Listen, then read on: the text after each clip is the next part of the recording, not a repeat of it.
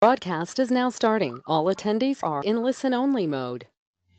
Good morning, everybody. I hope everyone can hear me. This is Tanya, Executive Director with Literacy Network Northeast in Timmins, coming to you from a very snowy city this morning.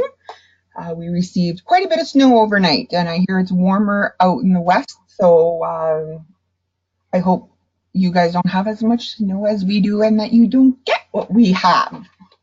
With that being said, we are here this morning for the final webinar of our 5-part series. This one is Putting the Pieces Together, Developing an Assessment Strategy and Using Assessment Results to Inform Agency Targets. Wendy Olson will be presenting this to us this morning. Everyone will be on mute. However, if you do have questions throughout the session, please send them to me. I will track your questions as we go. And at the end of the session, I will forward all your questions to Wendy. Once all questions have been answered, I will unmute everyone. If you want to ask questions directly, that will be also the time. And I will be the last one to log off the session. And once that's done, you will receive an evaluation. We ask everyone to fill in the evaluation. And when the recording is available, we will let everyone know. So with that being said, I will hand it over. Oh, this is also being recorded. So if someone wanted to be here and couldn't, yes, they will have access to it. So with that being said, I am handing it over to Wendy. Good morning, everyone. Happy New Year to everyone. It's nice to be with you all this morning, and I'd like to thank you for taking the time out of your busy day to join us. I'm just going to, this morning's webinar has been brought to you by Literacy Network Northeast, Literacy Northwest, the Mid-North Network, and those are the part of the learning networks of Ontario, the North Region, and of course Employment Ontario. Welcome to this morning's fifth and final webinar in this series, Putting the Pieces Together, Developing an Assessment Strategy and Using Assessment Results to Inform Agency Targets. I'd like to thank Tanya from Literacy Network Northeast and Anne-Marie from Literacy Northwest for their assistance in helping me put these webinars together for you. As Tanya said, all the webinars are recorded, so if you have missed one, please visit the Northern Network's website to access any of the recordings. So with that said, this is the top overall assessment statement is the description from the Appendix 2, the Agency Self-Assessment Tool, Item 4, Task-Based Assessment. And you can see that it says demonstrates agency capacity to select and use appropriate task-based and other than task-based tools and methods for initial, ongoing, and exit assessments that are directly related to learners' goals. So you can see that these are the 4 webinars that we have delivered to this date, and today is part 5. So part 1 was task-based versus skills-based. Part 2 was choosing appropriate assessment tools and methods. Part 3 was being clear about what you want to measure and choosing those tools. Part 4 was about tracking learner achievement in relation to their goal, and now today we're going to be looking at assessment strategy. So for today's goals, then we're going to jump right into things, little bit of background, and then we're going to take a look at a sample of a written formalized assessment strategy and a sample of a formalized strategy specific for the employment goal path, and then a few more support tools for administrators and practitioners. So I'm going to share this picture with you guys. Again, this is where all of the foundation documents and support documents that the ministry has provided to us. This is just a nice visual of how they're all put together, and how you can see how all of those support tools relate back to our 5 core services. So we have the link on the side to the diagram, and then the link on the side to access all of these documents. So for these webinars, we have been using the referring to a lot the foundation documents, and you can see under information and referral, it's the foundations of transition-oriented programming. Under assessment, the foundations of assessment. Under follow-up, the foundations of transition-oriented programming. And under training, the foundations of learning materials and the foundations of transition-oriented programming. And there's also, of course, all the other supporting documents. The goal path descriptors are also good tools to use as well. And it's a great visual to see how they all line up.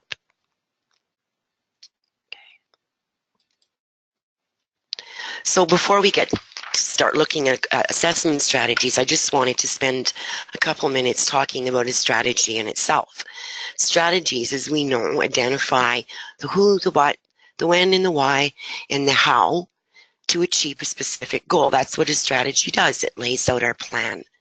If we take a look at the 5th component under in the appendix, and we can compare that to an actual strategy, you can see that an agency has an assessment strategy to describe what tools, okay, that what tools would equal what resources, what activities, the how, the where, and what purpose. The what purpose then becomes the why. Why are we doing this? Why are we using this assessment?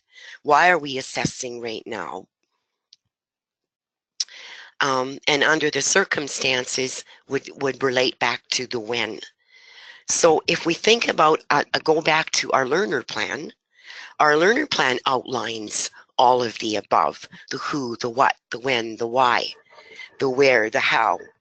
And if we start right with the client, we can see that their plan is an actual strategy. This is a visual of a sample. Using the step-up approach, we can see the learner plan identifies all the components of a strategy and items the learner needs to complete and to transition successfully. By answering all of these questions, what is it that the learner needs to learn? We've created an assessment strategy or a plan for this participant. Okay, now we need to remember it is a living document. But if we take that idea and talk about a common overall assessment strategy, okay, we can look at, it's going to outline what tools are used, when, what purpose, and I'm going to share one with you, and how it can be incorporated into your own current practices. So this was developed, Common Assessment Strategy, an overall strategy for the Common Assessment for the OELCF Goal Paths resource. And as you can see on the left-hand side is the assessment component, whether it's initial, ongoing, task-based, or skills-based. It describes what tool you could use. And for this example, we have used the Common Assessment for the OELCF Goal Paths resource because it has assessment tools, task-based assessment tools for each of the 5 goal paths. Why? Why are we doing this? We're using this as a starting point to identify primary competencies that are going to inform our learner plan development and training. It's going to help us identify some skills gaps. We could take those results, compare it with our key development skills checklists, and identify tasks that are necessary for goal completion. And we can provide evidence of task-based approach to assessment and programming. When are we going to do that? Now, this is a suggestion, and normally assessment begins after registration is done. Now, if we see that we've identified some skill gaps, we're going to go further with some skills-based. And at the time this was developed, I had put in there using the quick screen from the escargot resource. Or many programs have developed their own skills assessment as part of their program intake package. And again, what does this do? Why are we doing this? We're doing this, again, to help the practitioner get a snapshot of skills and abilities, things the learner can already do. We can use this as a starting point to further inform activities and tasks and help determine initial task groups, complexity, which level, and to further inform learner plan development. Again, it gives us evidence in our file of skills and task-based assessment activities specific to that learner's goal. And remember, strike the right balance between skills assessment and activities and tasks-based assessment and activities. And we know that a lot of it's going to depend on the goal path. There may be far more skills-based learning needed in a secondary school, a post-secondary or apprenticeship goal path than perhaps in the employment or an independent school path. When do we do this? Usually maybe upon a second visit, or if the learner is come in for full assessment during their first visit. But again, that's a suggestion. How do you do it in your own program?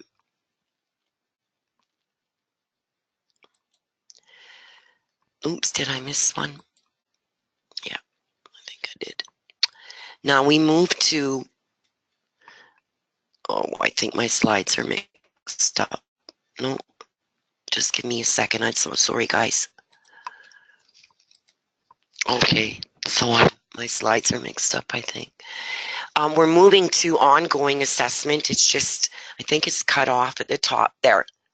And this is where milestones come in, as well as task-based activities. Milestones is the tool that we use to track and report back to the ministry. And so in order to set the learner up for a milestone activity, we're going to try and use some task-based assessment but prior to the milestone. Okay. What this does is it provides agencies with a common way for reporting and to show learner progress to the ministry. And of course, it is a more formal assessment activity. When we are using assessment, we know that we want to use a variety of informal and formal activities and in a variety of methods and ways. And the milestone is one of the formal activities. Why are we giving milestones as part of ongoing and as part of our assessment components? Its milestones represent the end of the level indicator in the task group. Okay, so the end of that level. Now, all the milestones might not incorporate all of the task groups in that competency. So then we have to rely on other ways of ensuring the learner has all of the skills, the embedded skills, behavior and knowledge they need to complete that level and that task group. The learner knows what's expected if you work together with the learner choosing milestones and you work together with them on their plan, then they know what's expected and they know what they need to do to be successful in that goal path. If they can relate to the activities that you've chosen, that they'll be able and are similar to the activities they'll be doing once they leave you, it's going to be more meaningful for the learner.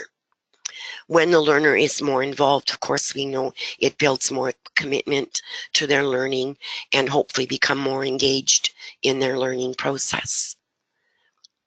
And of course, we can indicate to the funder, and we have a way to report to the funder that we have learner progress and of course, program performance. And when do we deliver ongoing assessment, and when do we deliver milestones? And we've always, to be administered when the learner has achieved the end of level indicators, or when the learner shows proficiency in those tasks they've been working on. Okay. And finally, we reach exit assessment for task-based. And again, there are many activities and samples in the Common Assessment for the OELCF Goal Paths resource that sets them up for the milestone activity. Why we're preparing the learner for the exit assessment and or for culminating tasks. The resource itself, that exit assessment, can be used as exit assessment and demonstrate readiness for the culminating task. And learners can also demonstrate performance in other tasks that may be required for successful transition. Again, the culminating tasks may not cover off all of the skills and tasks that they need. So you're going to provide task-based assessment to help ensure that they have all the end-of-level competency requirements that they need. And then finally, the formal piece, the culminating task itself. And I have written in here that it's only one indicator of readiness for transition. And of course, it is the formal assessment activity, and MTCU is the part of being ready for transition. Okay. Why are we doing this? Why are we giving these? Well, again, it's a culminating task. So all of the competencies are in there in an integrated fashion, as we know, and it's an indicator of proficiencies and the key skills required for successful transition. And again, it's a way we can report to our funders. And when do we provide that piece for a culminating task and task-based assessment to be administered prior to next step, destination, and referrals? So I apologize. I think there must be a slide missing. I will get that fixed, and I will resend my PowerPoint presentation to Anne-Marie and Tanya. There's just one piece missing, and that was for the ongoing assessment. So the common assessment strategy, if being used, there's good applications and relevant applications for agencies. By using a process such as this, we can demonstrate capacity to select and use appropriate task-based activities. We can use this as a tool to help train new practitioners. And I'm going to talk a little bit more of that in a few more slides. We can also use something like this as a succession planning tool. And this kind of approach, this overall approach, now agencies can easily take something like this and put your own choices in. Let's say the common assessment resource is just one tool that is your favorite. You could take this table and add in your own resources. And again, it speaks to practitioner training, it speaks to succession planning, and overall, this is how we do assessment, and this is why. Okay. This kind of approach, if you think of this overall assessment strategy, aligns with goal-oriented assessment. Goal-oriented assessment is how we do assessment based on goal paths. So one really does align, one approach does align with the other approach. Now, what I just shown you was part one, and that was developed for the common assessment tool. The second part to that common assessment strategy, provide suggestions on how to use assessment results and data reports to inform decisions regarding assessment, goal path projections, and reporting. And how can agencies apply this? Again, they can use a tool such as this to help inform new practitioners, agency staff, and even other members, for example, their board members of data results. Now I'm going to show you what we had developed. Now this was developed, this is going to look a little different than in the actual resource up on the website. This was developed for training that we did with Literacy Northwest. And I liked this copy of it because it's all on one page, and it's got the reference resource right on the very bottom. Now that might be cut off your screens a little bit, but that link is still working. And you can see that I've chosen, or we had chosen, 1, 2, 3, 4, the 5 most common reports. And in the far left hand, it shows you, it provides just a little summary of what that report is. Now, I know all of this stuff is up on EOPG. Every report has guides, and they are changing somewhat on a regular basis. But basically, this is a one pager where you can take a look at what that report actually information is giving us, and you can update this and change this along the way, of course, to suit your needs. So, for example, if we take a look at the DSQ report 64 at the very bottom, what does that show us? That shows us performance indicators for our performance commitments, and it compares it to actual results. And there's a note there that not all of the above operational reports detail information that assists in management and evaluation of cases and program performance. If we move to the second column, there's suggestion questions there, or little cues to help you look and read those reports, especially if you're new. So for example, are we meeting our targets? Okay, take a look at that. Are we meeting our targets? Are we above? Are we below? Remember that the targets are the minimum requirements. I firmly believe the ministry always wants us to achieve that and a little more. And really sorry, my headphone just fell off. In performance management, of course, that makes sense. Are our numbers matching up with report 61, which is our case activity report? Are there any clients that aren't appearing on both? Are we hitting the markers for efficiency, right? And that's all the suitability and goal completion. Are learners showing progress? Can you see milestones being entered? Are culminating tasks being completed? It's all there in that one report. Why do we need to look at a report like this? Well, of course, to see if we're meeting our performance measures, but that report helps us to prepare our QSAR reports and reporting to other stakeholders like our board of directors. We can also use that report as a tool to help plan and revise our marketing and programming activities. We're way under on learner numbers. So how can I bring in more people? What am I bringing in? If we're meeting our suitability, then we are hitting our targets. What else can I do? And again, we're able to show performance improvement to our funder. And the last line tells you when that report comes out. Okay, for more detailed information, of course, you would have to go to the guides. If we go to the top and we take a look at our report 61 report, our case activity report, now this tells us all kinds of information about our learner, the their case status, activities, their information, outcomes, and expenditures. Check if you're looking at that report and your numbers to you aren't lining up.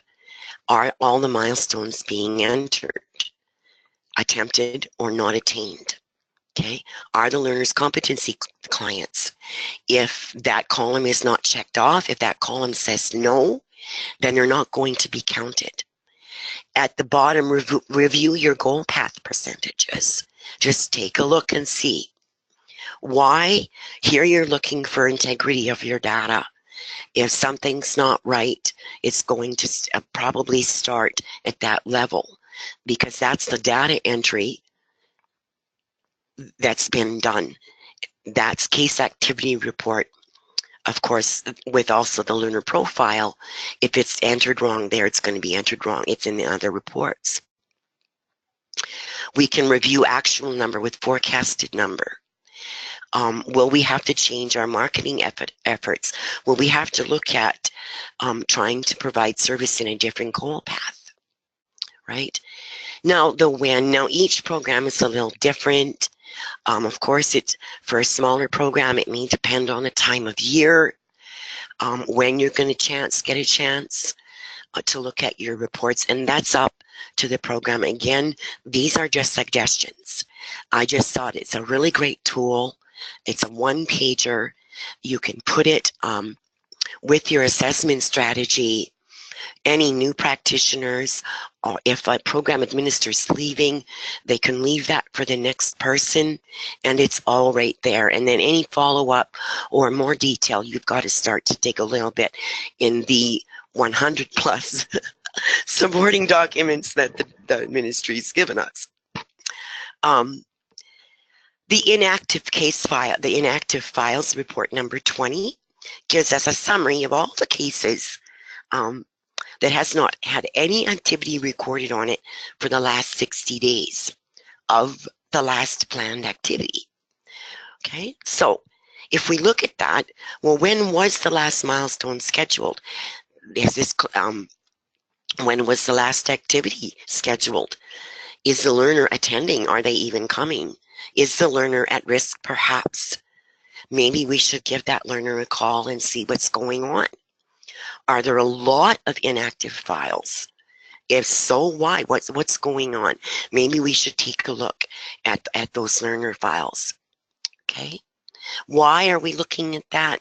One of the reasons, of course, is to identify learners that are at risk. Perhaps they don't feel engaged. Perhaps something in their life has come up.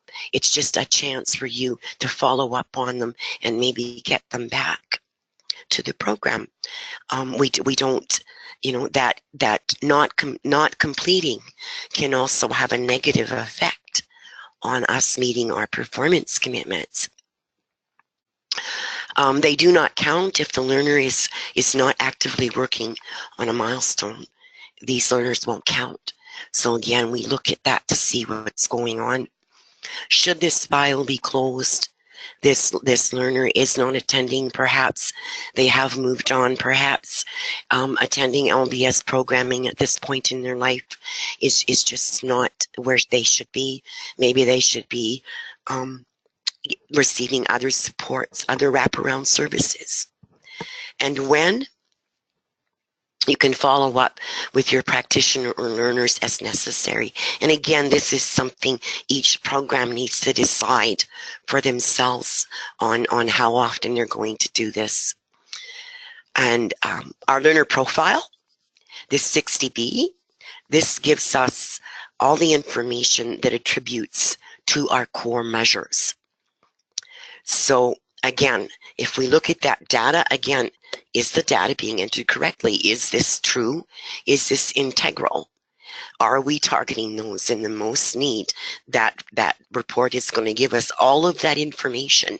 What are the suitability demographics of our people, right? Are we getting more that aren't hitting those targets? And again, you can take a look and check and review all your referrals in and out. Again, why are we looking at this?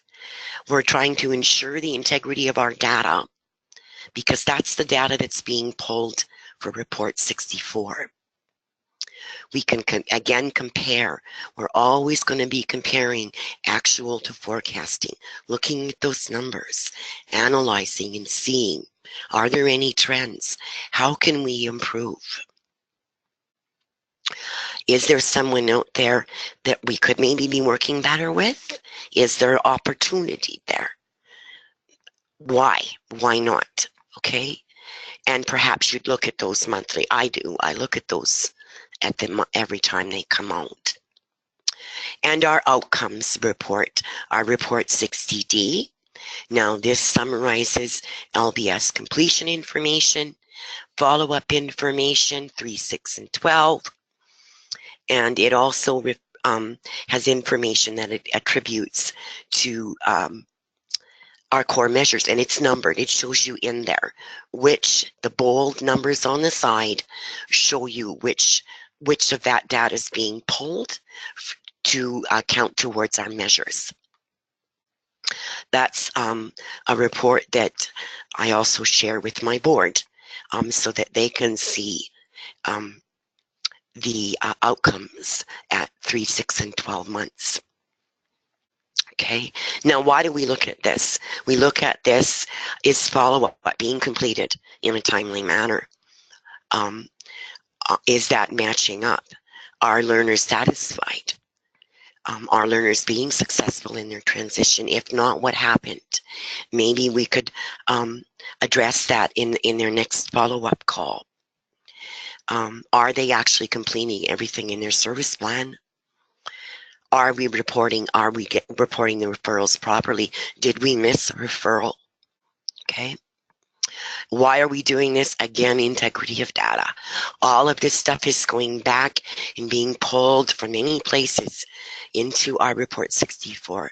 So if we ensure that our data is integral, the data entry is being done correctly, it's all going to help ensure an orderly, smooth process.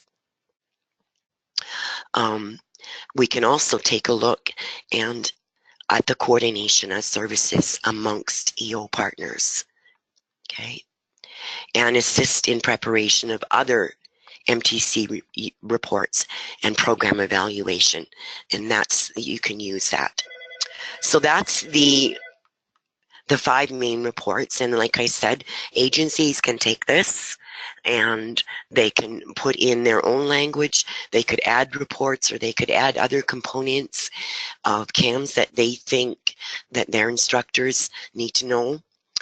The more our instructors know about why they're collecting the data that they're collecting, I think it gives them more capacity to ensure that things are being done in an orderly fashion for the integrity of our data.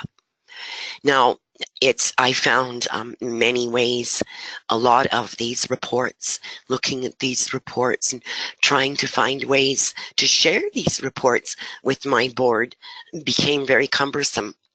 So before we move on, I wanted to share a couple things that I've developed for myself to help me take all of these stats and everything and make it a little bit more meaningful, not just for me, but for my board.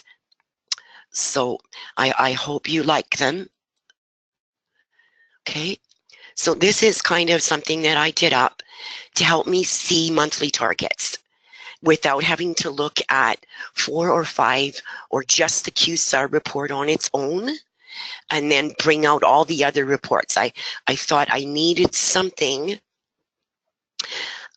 where I can see month by month. I can look month by month. So what I did was I took the components of the report 64, and as you can see on the one end, I've got the customer satisfaction, and that's broke down with service coordination, effectiveness. We have suitability, completions aren't in there yet, progress, and of course gains is not on there yet. And at the bottom, we have efficiency, and that's our learner cert. So then I've got the target, the actual targets, customer service for the administrators who read these reports, or even for your practitioners. You can show them what's happening without them having to be really knowledgeable at reading all those different reports. So what I've done for my board is, now this was 17-18, and you can go in and you can change this, and you can put whatever year you want, and the months are along the top. And after I get my report 64s, I enter it into here, and you can clearly see trends happening. You can clearly see which measure might be a little down. It really helps my board take all of that data, all of those stats, and say, okay, it gives them an awesome visual of taking all that information and putting it together. You see on the bottom there under learners served where I've got new, and then CO is carryover, and then total, because that's how it is on our report 64. So it breaks out how many new, how many carryover. And then on the very bottom, you can put your SQS. So again, you can track all of those measures and targets in each dimension for every month. And it took me a little while to develop this, but to plunk them in, I just plunk the numbers in, and then I share that with my board. And if we want more detail, of course, I always try to teach them how to read the report 64.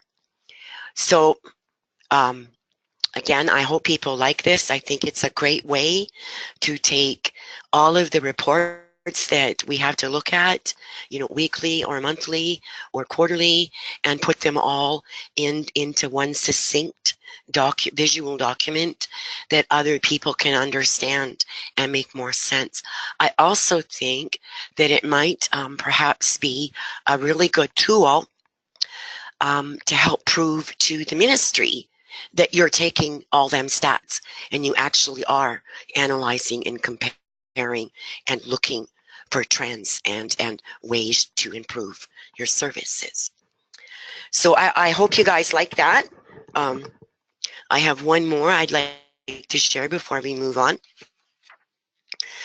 This is something that I developed to compare not only annually, but mid-year as well. And again, I've left the dates up there. I mean, I've taken out the information, but again, if a person wanted to use this, you could just change the dates or the year, and then plunk in your actual numbers. And this is a great, for me, I'm so visual. This is a great way for me to, again, take all of them reports. I put the SQS values in here. We can take a look at it at mid-year. Mid-year is always a big time to take a look at where you are. And again, this might help you if you were to do this.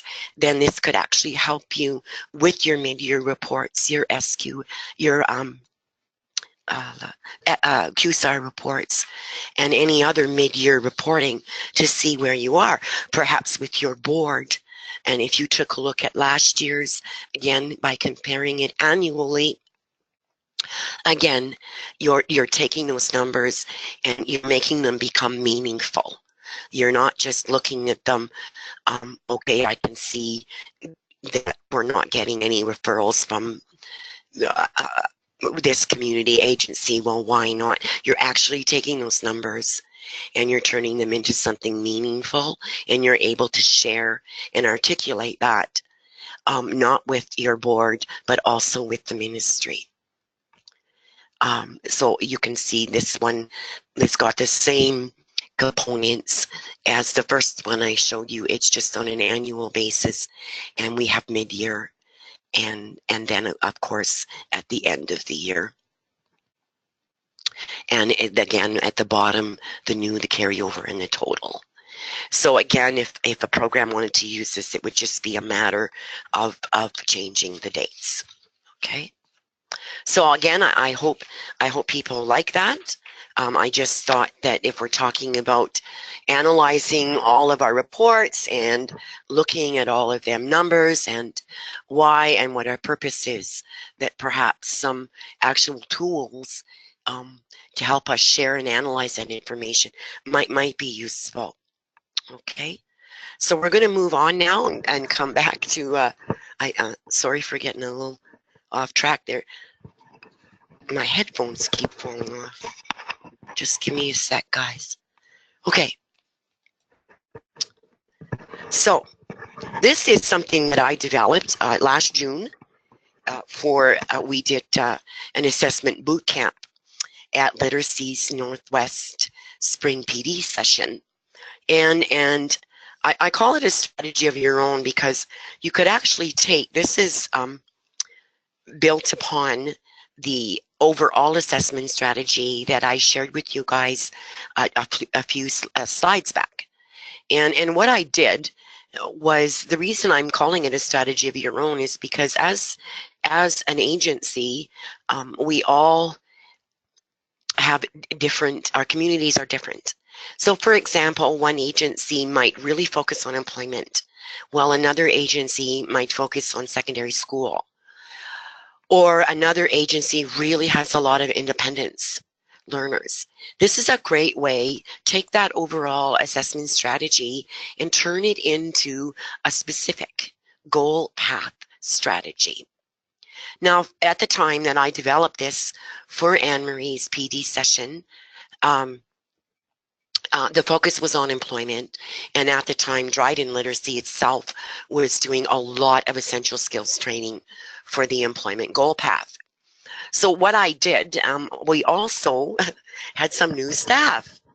So what I did was I kind of specialized the strategy somewhat. So underneath the tools, what I did was I added in some of our favorite tools that are very helpful when doing assessment for the employment goal path. Most of the rest of it remains the same. The idea here is that if you use this approach for specific goal paths, then you always have a place where the actual procedure and process lives. It is a living document, so you can update it anytime you want. And of course, it can be shared with anyone new. It can really be helpful in a training situation. And you can see I've added in under an initial assessment. Sometimes we use the essential skills indicators online. There's also some that you can print off. That website also has really nice self-assessments for computers and working with others in oral communication. Underneath the initial skills-based assessment, again, there's the escargot resource, and there's the common assessment resource, and we also use a numeracy quick screen and a writing sample. Okay. And as ongoing assessment, you can see we've also added in other resources and websites that a new practitioner can check out and look at and use, and just makes it very specific to the employment goal path, and a great place to keep your favorites. And if you take this approach, it's directly to goal-oriented assessment and a common assessment approach. And again, with us going through so much transition, it's just a great way to have everything in one place and show capacity that yes, we are fully in place in providing task-based assessment. Okay. Now at the bottom here under Oh, did it? Okay, here's my last spot. I wanted to just show you that for this one, for the employment goal path and the essential skills training, we had chosen the job readiness culminating task. It just, everything lined up really well, the competencies and the task groups that the students were working on. So we went from um, having a very overall generalized assessment strategy for the program. This is how we're going to use assessment to achieve task-based assessment, strike the right balance, prepare them for milestones, and prepare them for exit and then transition. And then we move to exit assessment. And again, we recommend that you have them do some task-based activities to set them up, not just for that culminating task, but for other tasks that they may need to do. For example, in some employment goal path, in some of the employment occupations, they may need to do a little bit more than just the job readiness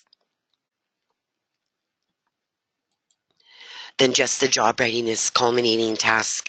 I like that culminating task if it's essential skills or job readiness training for entry-level employment, and then of course it provides a great way to transition them over to the employment services. Okay, so this was developed, like I said, for the assessment boot camp, and I just felt and still feel that if your program really does provide service a lot more in one goal path than in another, this might be a great way to go. But the overall strategy ensures that you are achieving all 5 components of task-based and transition programming, and this just helps keep everything in a nice spot. Okay, it provides this type of approach.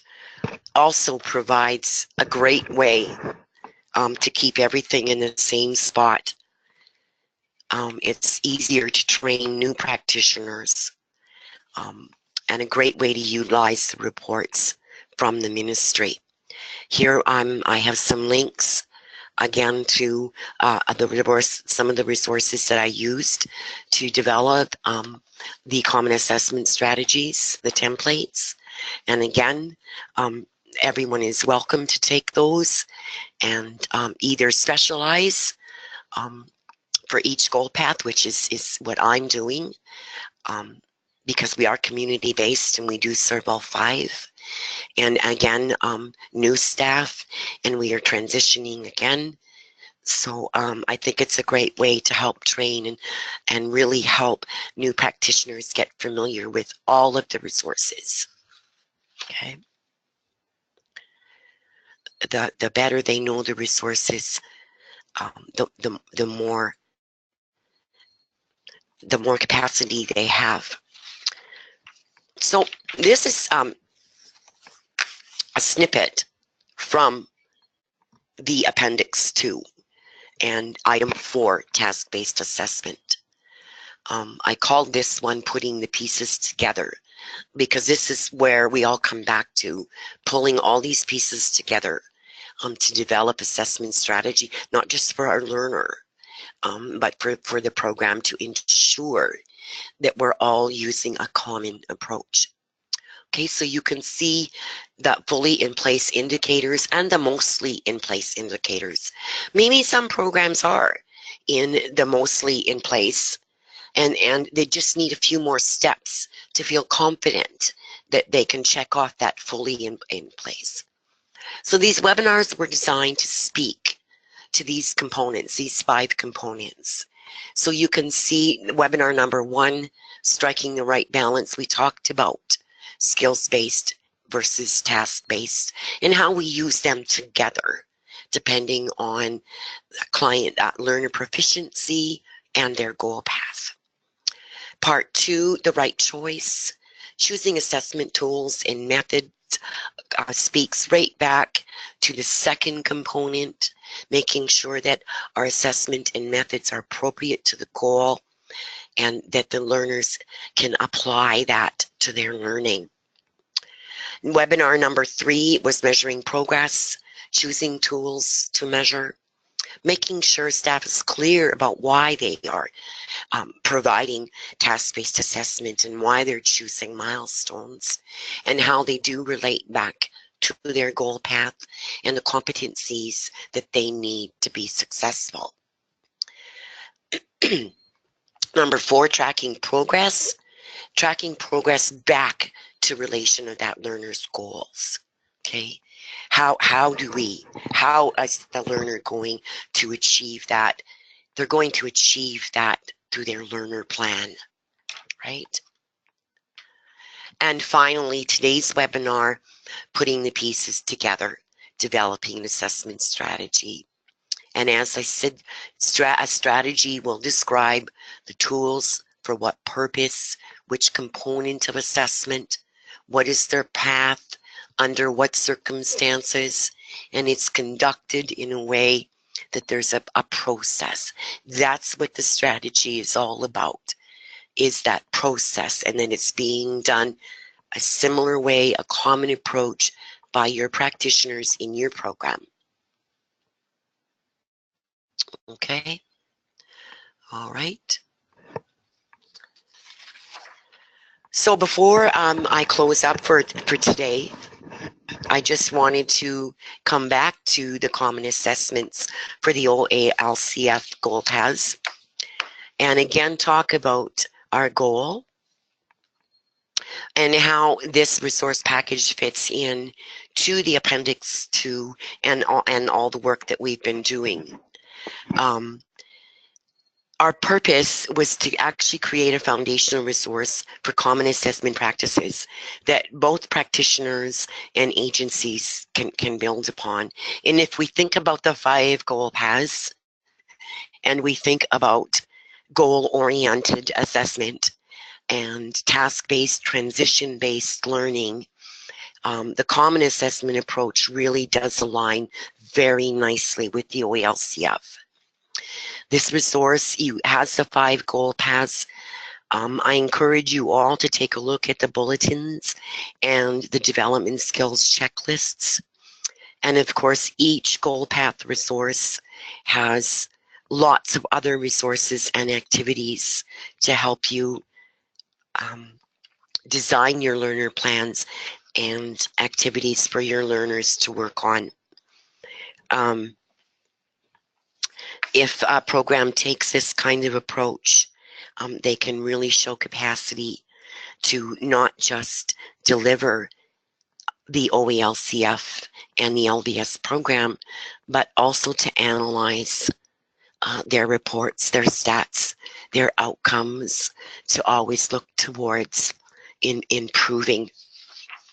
I want everyone to know that we realize some of the links and some of the resources are no longer available. We are working on updating that and creating a list and possibly giving you providing other suggestions. We're aware that things have changed and the resource is a couple of years old now. It is still extremely relevant to what we do. And as I said, as Tanya said in the beginning, all of the webinars are being recorded. If someone has missed one of the previous webinars, please feel welcome to go on the website and listen in. I just wanted to highlight a few of the resources that I went through today. I noted in the last webinar that the SCARGO, there's pieces of it we no longer have access to, but the Ontario Native Literacy Coalition's website has developed some for the Aboriginal culture, and which is very, very relevant for most of us agencies out here. The task-based portal again is an awesome website to look at the types of tasks and activities that learners need to work on for their goal paths, CABs, and of course the Work Right series. And I've tried to include, this is the latest link for SCAR Go resources. If anybody has any questions, or if you've noticed a broken link, please send that along to me. As I said, we're working very hard to make sure that we can update the assessment tools so that it's not frustrating to use, and that practitioners have availability to all of the resources. I'd like to thank you for your time. If you have any questions or comments. So all we got so far from Roger, who has now left the presentation, was that it's a good idea doing mid-year. Okay. Anne-Marie wants me to let everyone know that LNW still has a few hard copy packages of the assessment resource package available for distribution, both English and French. If anyone wants one, they can email her and she'll mail you a package. Otherwise, people can download and print the resource from the website. Other than that, I have no other questions that have been asked or posted. So on behalf of the 3 Northern Networks, so Literacy Network Northeast here in Timmins, Literacy Northwest in the Thunder Bay and surrounding areas, and the Mid-North Network covering Sudbury and surrounding areas, we would really like to thank you, Wendy, for all the time you've put in developing this presentation and presenting it to all our member agencies. Thank you. I am going to unmute everyone now as we are at the end. So that way there, if anyone has any questions that they didn't post or didn't ask but would like to, now would be the time. If not, everyone can leave or sign and make sure to fill in the evaluation that pops up at the end. Thank you, everyone, and have yourselves a fantastic day.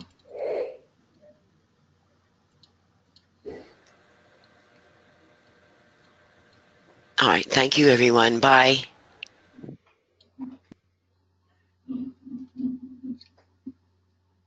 We're getting quite a few excellent presentations, and thank yous to everyone also.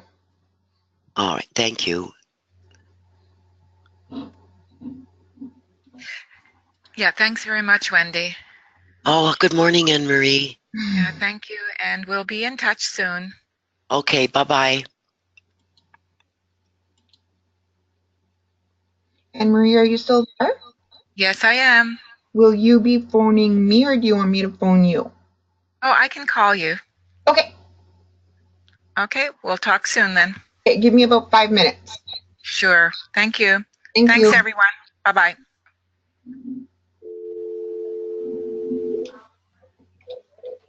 Please note that your call may be recorded for training purposes. All our representatives are busy assisting other callers. Please hold for the next available representative. Are you calling to register for a continuing education?